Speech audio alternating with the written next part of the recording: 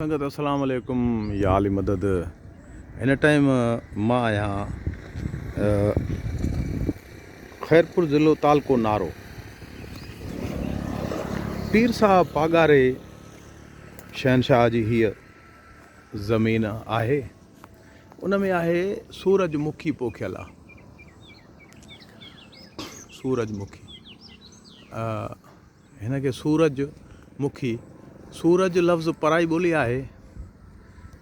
मुखी अलाए छा के था चवनि। हिन में हिन जे गुल ते के जीत के माखी जा मखा आहिनि, उहे वेठा आहिनि मुंहिंजे ख़्याल में। वॾी माखी उहा थी रस चूसे हिन मां। तव्हां हिते अचो भाऊ, माॾे मोकिले हिते बीहो। तव्हांजो बाबा नालो छा आहे? साईं हरीफ़ अली। हरीफ़ अली तव्हांजो नालो आहे। केरु आहियो? साईं राजपुर।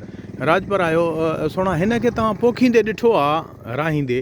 हा साईं पोखींदे ॾिठो आहे। थोरो ॾाढे ॻाल्हायो। हा साईं पोखींदे ॾिठो आहे। पोखींदे ॾिठो अथव। ऐं कहिड़े तरीक़े सां पोखिबी आहे? साईं खिरा कढिबा आहिनि, उन सां चुंगी थींदी आहे, जीअं वणनि जी चुंगी थींदी आहे। हा, खिरिया कढिबा आहिनि जीअं वणनि जी चुंगी थींदी आहे, हा उएं हीअ आहे सूरजमुखी। वाह साईं वाह, ॾाढो मज़ो वरितोसीं हिन जो। हे सुहिणो मंज़र, सुहिणा रंग सम्झ में आया। ऐं हीअ जेकी ज़मीन आहे तमामु वॾो कद आहे। मां हिन कद वारो, हेॾे कद वारो सूरजमुखी अॻु में न ॾिठो आहे। ऐं ॾाढो सुहिणो गुल आहे। पर नाज़रीन खे मां अर्ज़ु कंदो हलां त हिन जी ख़ूबी इहा आहे त सिज उभरंदो त सिज ॾे मुंहुं कंदो, वरी सिज लहंदो त सिज ॾे मुंहुं कंदो वेंदो लहण ताईं। राति जो वरी मुंहुं हेठि करे ऐं पन बंदि करे बीह रहंदो आहे।